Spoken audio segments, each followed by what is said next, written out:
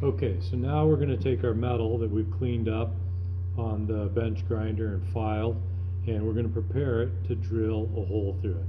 So if you try and drill a hole through round metal, even square metal, the drill bit will want to wander off either side, and what will happen is you end up snapping the drill bit.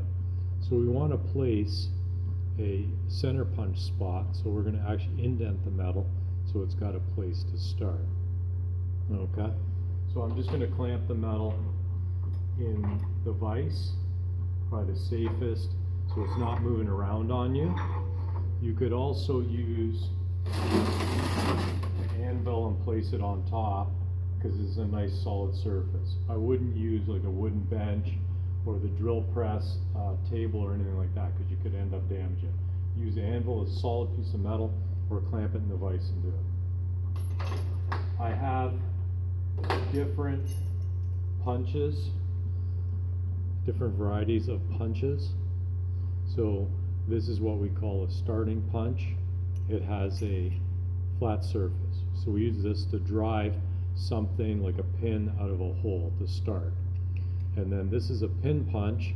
This is where we would use the holes a little bit bigger than this to drive whatever's inside the hole out. This is what we call a flat chisel.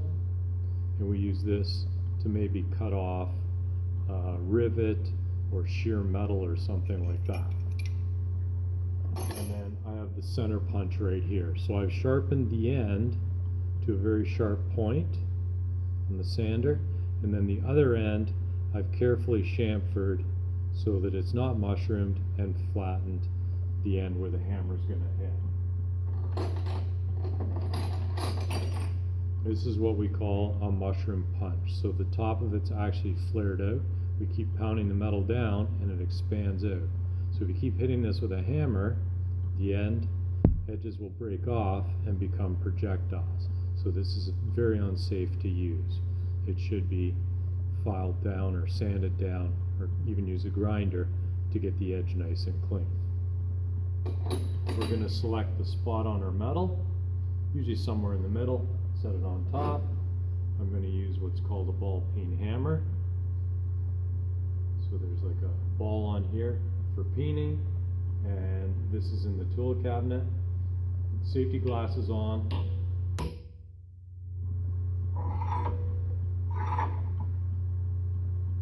Make one spot. If you have to hit it a couple of times, that's fine.